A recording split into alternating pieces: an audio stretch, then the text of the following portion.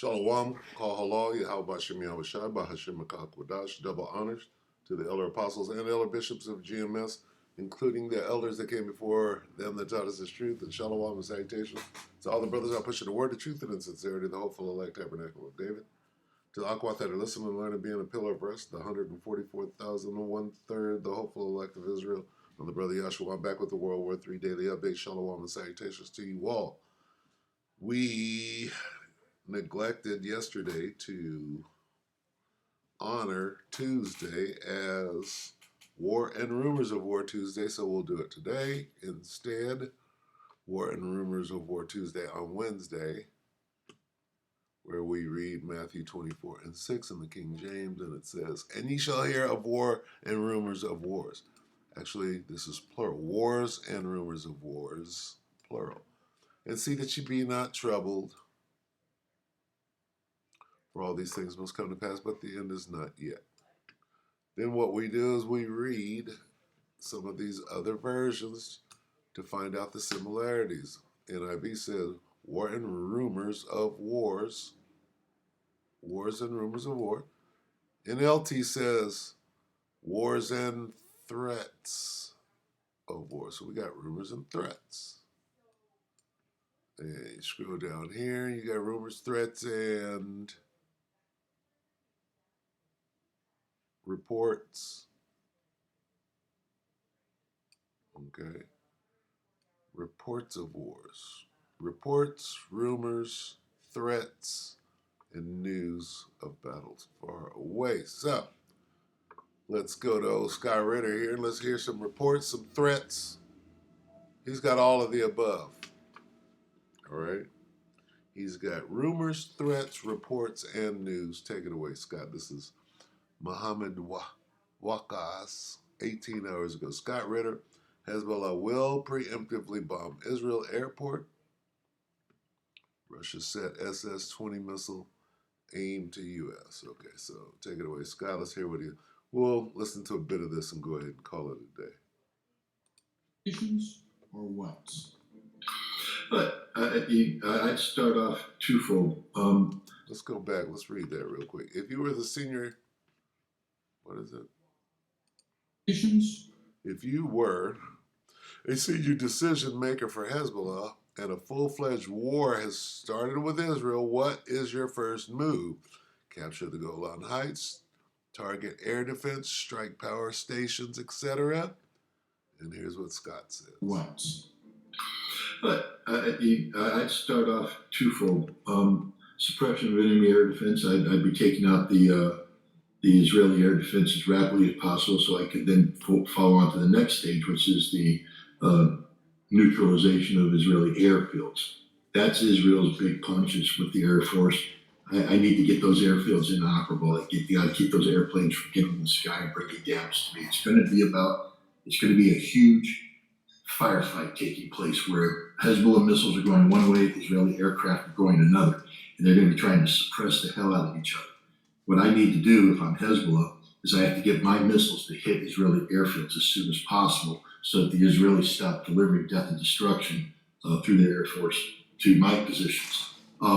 So first thing you have to do is take out the air defense, and then you have to move on, take out that. At the same time, I'm going to be bringing the fight to Israel. I'm not going to be sitting back in southern Lebanon letting the Israeli army come to me. The Israeli army will come to me, but then I'm going to be putting 30,000 guys into northern Israel, taking towns, taking villages, severing northern Israel, taking the Sea of Galilee, and I'm going to make the Israelis have to fight on their territory. So instead of doing urban warfare in a southern Lebanese village, we're going to be hooking and jabbing in Kiryat Shimona, and the Israelis are going to be destroying their own towns. And that's the fight that I'm going to have. I'm going to make the Israelis fight on their own territory, and I'm going to move to destroy the Israeli air bases as quickly as possible. Hey, Scott. I was wondering could a Marine Corps Expeditionary Force do a better job than the IDF against Hamas in Gaza right now? And if could U.S. military, maybe special forces, find and rescue the hostages? So, thank you. Okay, thanks for calling back. It's a good question. Look, a U.S. Marine Expeditionary Force is that's a specific term. So the implication is that it would be a division-sized ground force with a wing-sized air component with a combat service element that's designed to sustain both of those in combat. It's a combined arms combat team with a whole bunch of combat capability. Could they do a better job? I don't know. I will say this, that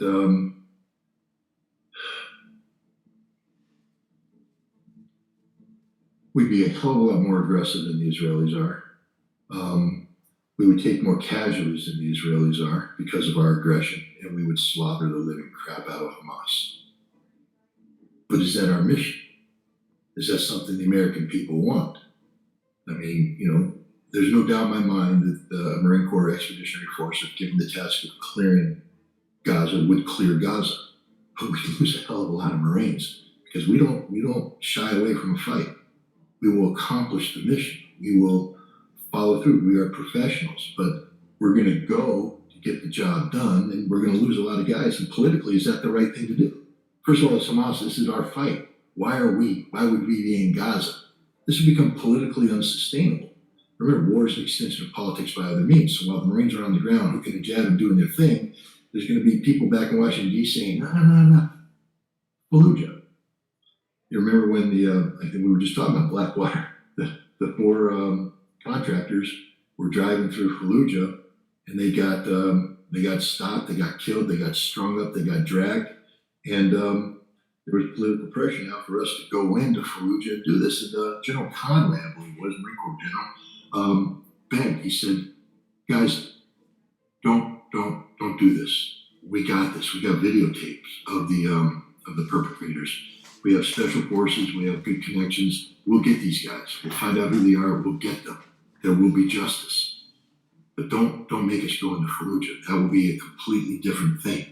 And they said, "No, you're going into Fallujah." So he said the next request was, "Okay, if we're going to do this, once we start, don't stop us, because we're going to be this is war. We're going to be doing things that are designed to create conditions for follow-on action.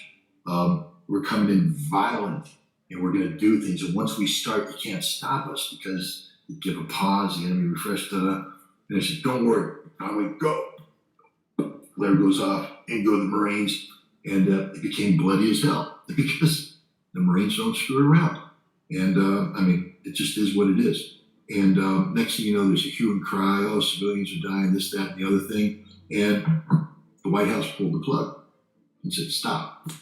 So I begged you not to do this, because now you've got us involved in something, and now we're not completing the mission. We're going to withdraw. It makes us look weaker. The enemy's going to look stronger. Next time we go in, it's going to be that much more difficult. And it was, because we. And what was the outcome? They still have forward on bases in Iraq right now for the operation that is going on right now. That was one of their initial prerequisites, if you will, is those bases, those huge bases in Iraq right now. Okay.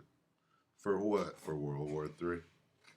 So anyway, watch the rest of this. He's just giving us synopsis. Rumors. All right, let's get on the way out. It's been going on forever. Ruler against ruler. This is Jeremiah 51 and 46. I'm going to read it in the NIV. "Do not lose heart or be afraid when rumors are heard in the land." One rumor comes this year, another the next. Rumors of violence in the land and of ruler against ruler. All right, and there you have it. So, with that, we hope that the elect are edified. You brothers and you sisters, shalom.